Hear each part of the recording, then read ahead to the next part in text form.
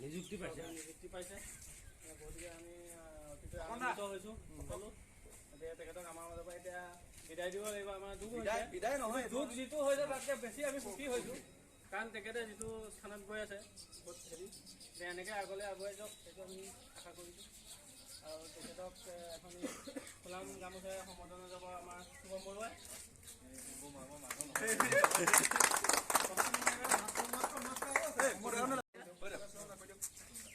আৰু এখনি ফুলাম গামোচা আদৰণি জনাইছে আমাৰ বৰা দাই আৰু আমাৰ সপোৰা আগবঢ়াইছে আমাৰ চিন্তু দাই